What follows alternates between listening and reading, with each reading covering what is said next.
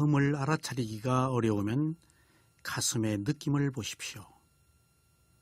마음의 상태에 따라서 가슴에서 항상 느낌이 일어납니다. 욕망과 성냄이 있을 때는 가슴에 격렬한 느낌이 일어나며 무지할 때는 덤덤한 느낌이 있습니다. 그러나 알아차림이 있는 평온한 마음일 때는 고요한 느낌이 있습니다. 수행자 여러분, 지난 시간에 이어서 계속 망상에 대해서 말씀드리겠습니다. 망상이 일어난 것을 알고 다시 소멸한 것을 알아차리면 망상한 것을 알아차린 1차적 알아차림이 있은 뒤에 망상하는 마음을 알아차린 2차적 알아차림이 있는 것입니다. 여기에 다시 망상하는 마음이 사라진 것을 아는 3차적 알아차림이 있으면 망상을 하는 힘이 점차 약화됩니다. 이렇게 알아차리는 과정에서 망상의 힘은 약화되고 다시 나타날 가능성이 점점 적어집니다. 망상을 알아차려서 사라졌다고 해도 사실 순간적인 소멸입니다. 이렇게 알아차림을 지속하면 일시적으로 소멸됩니다. 이러한 일시적 소멸이 거듭되면 지혜가 나서 완전한 소멸로 가까이 갑니다. 그래서 거듭 알아차려야 하고 알아차림을 지속해야 합니다. 그러나 망상하는 마음이 사라지는 현상을 보기는 어렵습니다. 그래서 이때는 단지 현재 망상하는 마음이 없다는 것을 알아차리는 것으로 대치가 되어야 합니다. 마음은 빠르게 일어나고 사라지기 때문에 사라지는 것을 알아차리도록 꼬리를 남기면서 사라지지 않습니다. 그래서 망상하는 마음이 사라진 것을 알아차리는 것은 망상하는 마음이 없다는 사실을 확인하는 것입니다. 그러므로 망상하는 마음이 없는 것을 아는 것이 망상하는 마음이 사라진 것을 아는 것입니다. 망상하는 마음이 사라진 것을 안 뒤에 다음 단계는 가슴으로 가서 느낌을 알아차려야 합니다. 망상하는 마음은 빠르게 사라지고 그 마음이 남긴 느낌은 항상 가슴에 남아 있습니다. 그래서 가슴이 두근거린다거나 콩닥거리는 느낌을 대상으로 알아차려야 합니다. 망상의 종류에 따라서 느낌이 다릅니다. 어떤 때는 강한 느낌이 있을 것이고 어떤 때는 약한 느낌이 있을 수도 있습니다. 이때 어떤 느낌이 있거나 없애려고 알아차려서는 안 됩니다. 단지 거기에 느낌이 있어서 알아차려야 합니다.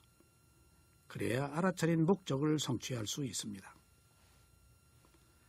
망상하는 마음이 사라진 것은 마치 물에 작은 돌을 던졌을 때 돌이 물에 가라앉는 것과 같습니다. 그러나 돌이 물의 표면에 닿았을 때 파문이 일어납니다. 돌은 가라앉고 돌이 남긴 파문을 지켜보는 것처럼 망상하는 마음은 사라지고 망상하는 마음이 남긴 흔적을 가슴에서 느낌으로 알아차리는 것입니다. 가슴에서 망상한 마음이 남긴 느낌을 알아차릴 수 있는 것은 알아차림을 지속할 수 있어서 좋고 마음과 느낌을 함께 알아차릴 수 있어서 좋습니다. 그리고 가장 중요한 것은 원인과 결과를 아는 지혜가 나기 때문에 좋습니다.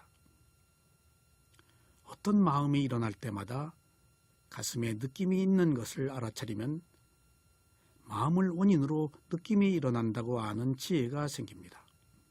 그래서 자신에게 일어난 느낌은 우연히 일어난 것이 아니고 몸과 마음이라는 감각기관에 의해서 일어나는 것을 압니다. 그렇게 되면 이 느낌이 나의 느낌이 아니고 감각기관이 느끼는 것이고 이것은 조건에 의해서 일어나는 것을 아는 것입니다.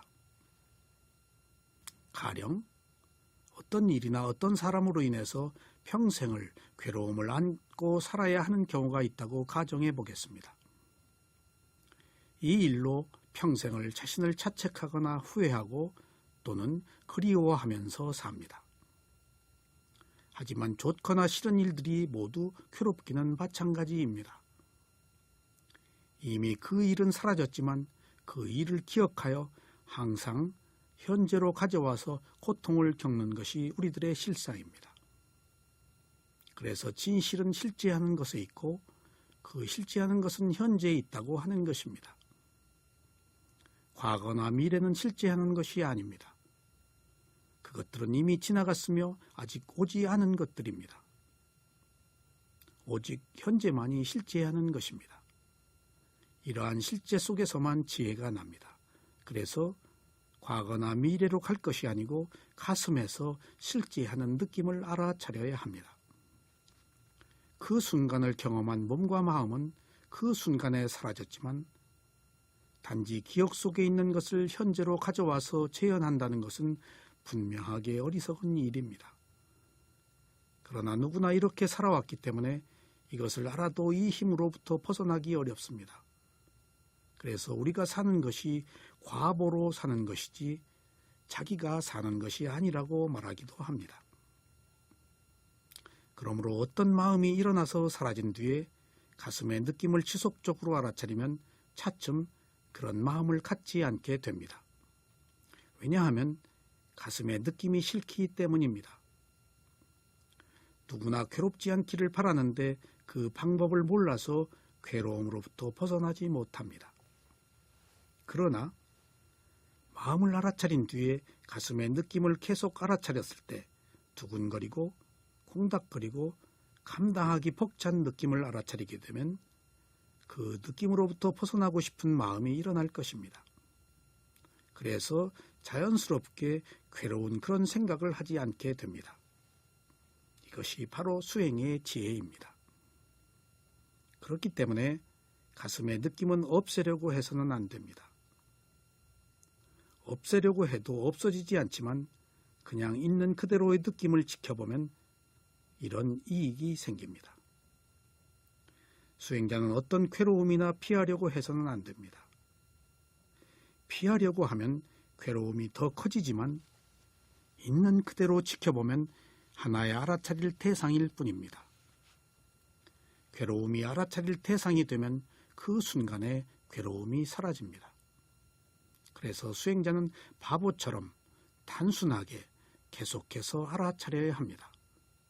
그렇지 않고서는 괴로움이란 거대한 힘에 항상 압도되고 말 것입니다. 앞선 마음으로 인해 생긴 가슴의 느낌은 거친 느낌이 있고 중간 느낌이 있고 미세한 느낌이 있습니다. 망상의 종류에 따라서 가슴의 느낌도 모두 다릅니다. 그러므로 어떤 느낌이 되었거나 그냥 있는 그대로 계속해서 알아차려야 합니다.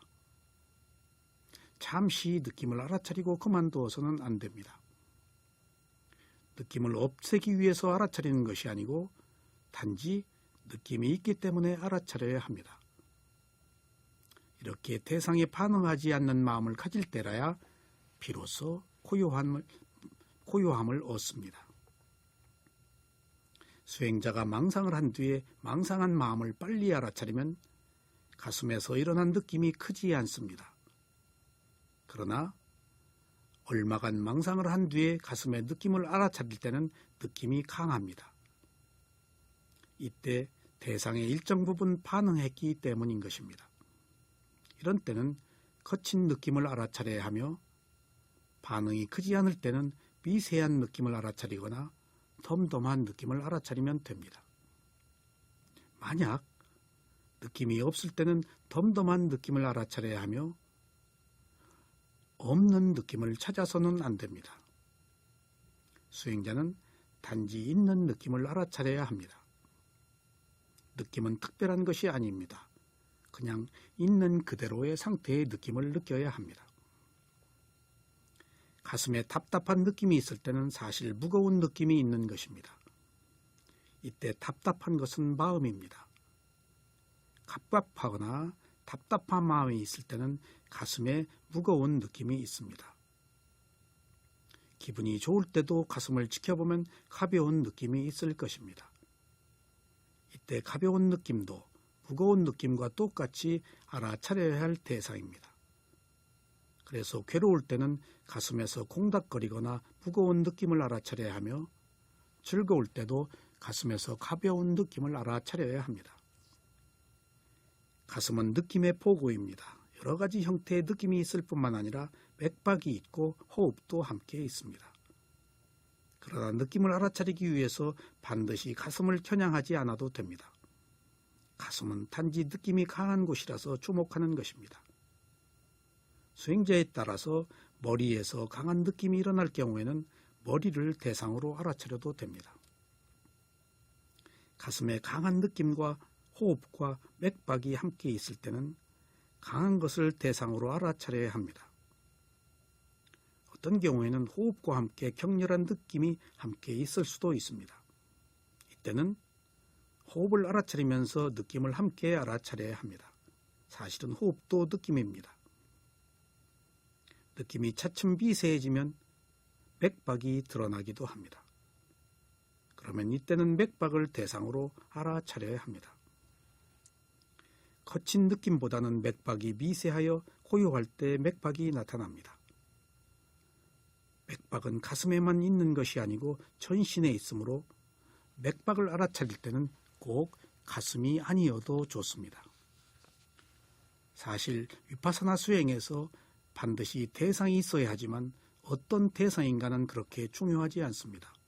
꼭 어느 대상이어야 된다는 것은 다른 수행에서 말하는 것이고 위파사나 수행에서는 몸과 마음에서 일어나는 어느 대상이나 알아차리면 됩니다. 왜냐하면 알아차림과 함께 알아차림을 지속하는 것이 중요하기 때문입니다. 그러므로 어느 대상이나 알아차려서 알아차림을 지속하는 것이 필요합니다. 이와 같은 방법 외에 망상을 알아차리는 다른 하나의 방법이 있습니다.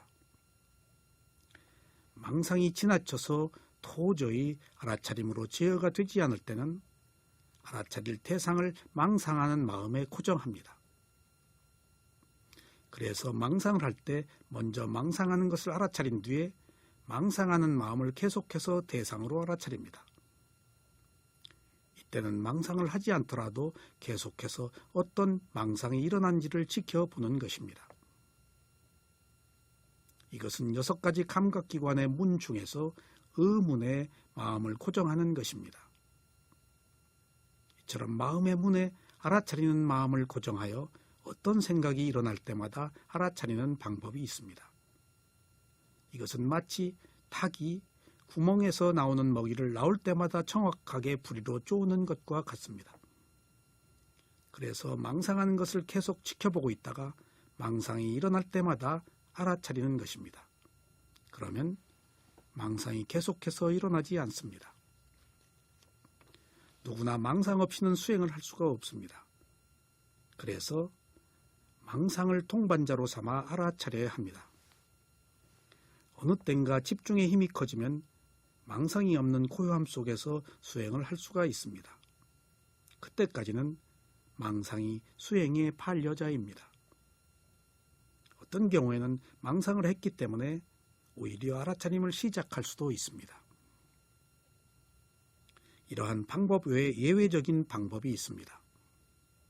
어떤 경우에 가슴에 느낌이 강하게 나타날 때가 있을 것입니다. 이때는 즉시 가슴의 느낌을 먼저 알아차립니다. 그러면 어떤 마음으로 인해 가슴에 느낌이 일어났는지 그 마음을 알아차릴 수가 있습니다. 그런 뒤에 다시 가슴으로 가서 느낌을 알아차립니다. 이 방법은 앞서 말씀드린 마음을 알아차린 뒤에 가슴으로 가서 느낌을 알아차리는 방법이 아니고 먼저 가슴의 느낌을 알아차리는 것부터 시작합니다. 왜냐하면 이미 강한 느낌이 나타났기 때문입니다. 이 방법은 역으로 느낌을 알아차려서 느낌을 일어나게 한 마음을 알아차리는 것입니다. 이렇게 하면 원인과 결과를 아는 중요한 지혜를 얻습니다. 망상이 일어났을 때 알아차리는 방법을 요약하면 다음과 같습니다. 첫째, 망상이 일어난 것을 알아차리기. 둘째, 망상한 마음을 알아차리기. 셋째, 망상하는 마음이 사라진 것을 알아차리기. 넷째, 가슴이나 머리에서 느낌을 알아차리기. 다섯째, 맥박이나 호흡을 알아차리기. 이상입니다. 그리고 망상을 알아차리는 다른 방법을 요약하면 다음과 같습니다. 첫째, 망상이 일어난 것을 알아차리기. 둘째, 망상하는 마음에 계속해서 알아차리는 마음을 고정하기. 그리고 다음으로 예외적인 방법은 다음과 같습니다. 첫째, 가슴의 느낌을 알아차리기. 둘째, 가슴의 느낌을 일으키게 한 그 마음을 알아차리기. 셋째, 다시 가슴의 느낌을 알아차리기. 이렇게 망상을 알아차리는 여러 가지 방법이 있습니다.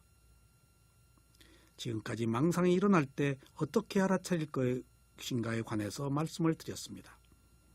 이렇게 알아차리면 위파사나 수행의 신수심법을 고루 수행하는 결과가 됩니다. 또 이러한 과정을 거쳐서 알아차리면 바른 알아차림을 할 수가 있으며 알아차림을 지속하는 데 도움이 됩니다. 이러한 방법을 기준으로 수행자가 얼마든지 응용할 수 있을 것입니다. 마음을 알아차린다는 것은 일하는 마음을 알아차려서 좋거나 싫은 반응이 일어나지 않도록 하는 데 일차적인 목적이 있습니다. 반응을 했다는 것은 이미 업을 생성한 것입니다. 그래서 일으킨 원인에 대한 과보를 받아야 합니다. 다음으로 유신견을 제거하기 위해서 반드시 마음을 알아차려야 합니다. 그러므로 수행자 여러분들이 마음을 알아차려서 그 마음이 나의 마음이 아니라는 무아의 지혜를 얻으시기를 간곡히 부탁드립니다.